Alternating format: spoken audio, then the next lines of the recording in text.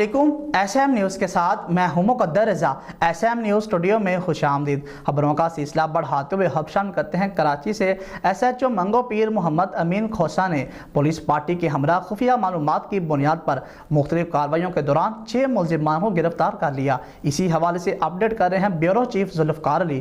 جی ذوالفقار، آگاہ کیجیے گا اس حوالے سے۔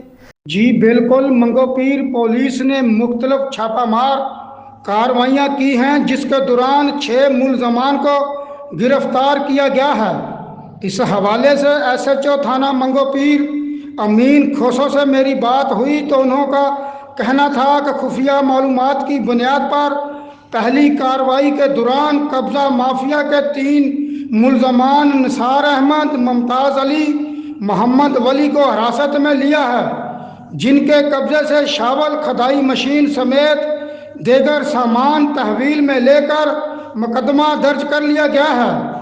انہوں کا کہنا تھا کہ پولیس پارٹی کے ہمراہ دوسری کارروائی کرتے ہوئے 3 پانی ٹینکر مافیا کے کرندے حاجی گل، مجیب اللہ، رحیم دل کو گرفتار کیا گیا ہے۔